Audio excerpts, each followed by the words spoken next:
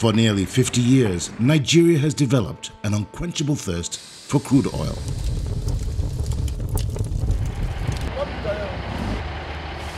Everything from infrastructure development to day-to-day cost of running government has depended on oil. It's a dependence that many experts say can no longer continue. New discoveries of oil and gas have increased global crude oil reserves from 50 to 200 years. In economic terms, this means that crude oil has hit a peak, not in supply, but in global demand. It's just a question of time. And so we had better take agriculture more seriously. This new reality check is calling for a dramatic rethink of the status quo. Our food import bill is over $12 billion. Okay, so tomorrow if we don't have oil, where are you going to sell the 12 billion? Will you go and borrow dollars to import food? No. According to Dr. Akinwumi Adesina, the Minister of Agriculture and Rural Development, the solution is staring Nigeria in the face. Our earnings going forward can no longer depend exclusively on oil because that market is shrinking and the price will continue to fall. And so the president made an excellent decision that there's an iceberg ahead. We must avoid that iceberg now. The future of Nigeria is not in oil. The future of Nigeria is in agriculture. Government, business, and advocacy group leaders agree that a better future in agriculture requires a major transformation. Recently, we decided that it was best to begin to focus on specific sectors of the economy. And we thought that the agricultural sector should be the first one for obvious reasons. Whether you looked at it from the perspective of even food security, whether you looked at it from the perspective of social stability, whether you looked at it from the perspective of its potential and capacity to generate the most jobs, whether you looked at it from even physical security, we believe that agriculture represents a real opportunity. The president said something which keeps me always going. He said, Nigeria is a giant, and this giant has to wake up. And when it wakes up, it must begin to do business differently. Transformation means that you change from what used to be to what you really think it should be. Nigeria used to be a global powerhouse in agriculture in the 60s. We were #1 in the production of palm oil in the world. We were #1 in the production of cotton in West Africa. We were #2 in the world in the production of cocoa. We lost all that when we found oil. The transformation that we are doing is running agriculture as a business to diversify the economy, to create jobs, to reduce our dependency on food, and to make Nigeria a global powerhouse in food. That's what the transformation is about. Tony Elumelu is CEO of Hers Holdings, a key player in Nigeria's agricultural transformation agenda. Agriculture is one of the key areas where we actually are witnessing massive transformation at this point in time. Not in words, but in reality. And I say this from experience, and also as someone who has keyed into the agricultural transformation program of this government.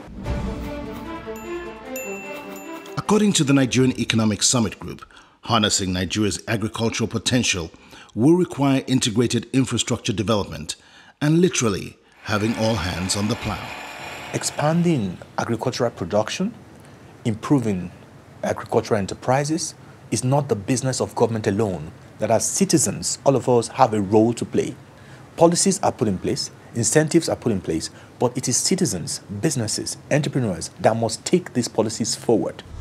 With 1/5 of sub-Saharan Africa's population living in Nigeria, millions of hectares of undeveloped land, billions of metric meters of water, a large labor pool, and rapid economic growth, Nigeria has the potential to become a global powerhouse in food production.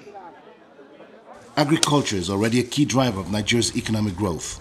The production of rice, wheat, cassava, sugar, cocoa, oil palm, cotton, sorghum, sesame, cashew, livestock and fish is already a multi-billion-dollar a year enterprise. We hitherto have seen agriculture as like a social service, that you needed to be subsidized. But I've seen a change, a gradual shift from that paradigm mindset to a new way of viewing agriculture, which is agriculture is business. Administration officials say President Jonathan is already implementing long-term infrastructure plans that support agriculture. We are going from no horizon at all to a initially 12-year horizon with the Vision 2020. Now we are even talking about a 30-year horizon. Africa's wealthiest business magnate, Aliko Dangote, is one of those putting his money where his mouth is. His group is injecting $2 billion into the Nigerian agricultural sector and partnering with 7 governors in northern Nigeria to cultivate 300,000 hectares of land. In addition, part of an $8 billion refinery will produce much-needed fertilizer. The potentials in agriculture, they're huge. It's not like the former agriculture where you work so hard and you end up selling a product almost for nothing. It's as if you are giving your own produce to somebody for him to give you a commission. But right now, agriculture is a serious business. It's not just something that you want to use or you want to do to feed yourself. It has gone beyond that. Agriculture in Nigeria has the potential to create 3.5 million jobs. We are expecting to employ a minimum of 3,500 people. Here in Labana, we have 2 plants in one place. It's essentially meant for production of parboiled rice. Each of the plants has the capacity of processing 8 tons of paddy per hour.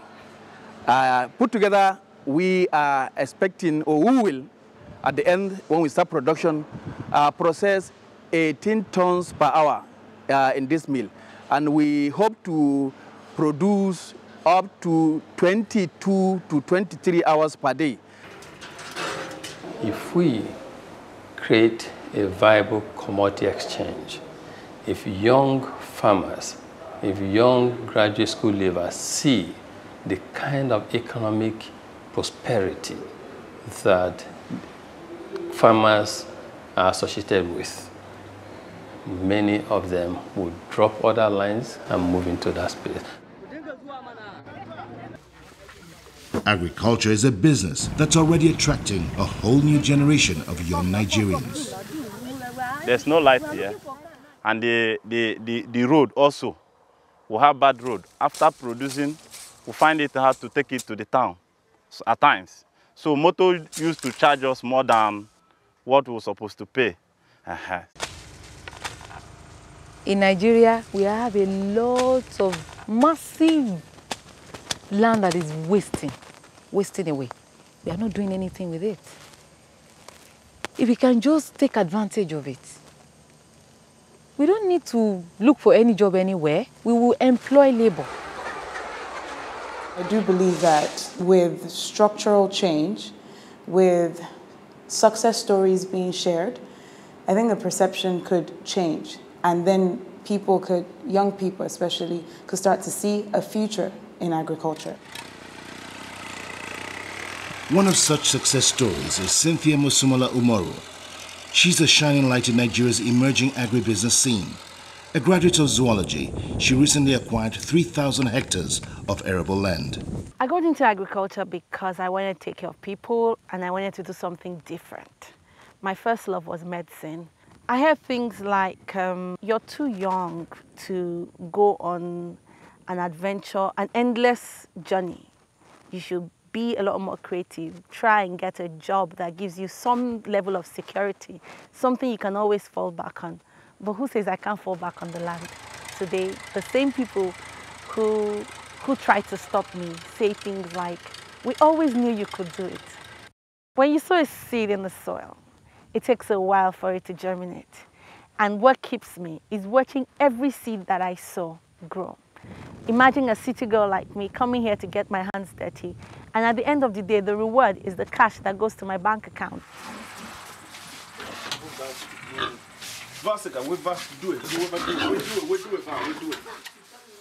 Ken Ati is a young Nigerian farmer from Makurdi whose agricultural dreams started with the purchase of a single pig. My name is Kenneth. I'm an agro-allied entrepreneur. I love farming. I love agriculture. I'm a pig farmer and my business is thriving. And in a few years, I will be one of the biggest in this part of the country. I have a rice farm, not a steady farm because of some factors, land tenure, and I rent a land for a season, I farm. And for me, I'm privileged to own a tractor, so my tractor serves as collateral. There are many more young Nigerians driving agribusiness and serving as role models. Hearing their stories could help create a major mind shift for millions of other young Nigerians.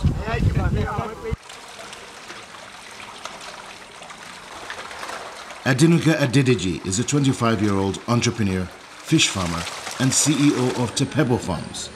Immediately after graduating from the Federal University of Agriculture in Abeokuta in 2011, he says he took his destiny in his hands and enrolled in an aquaculture institute. After my experience there, I decided I was going to do fish farming.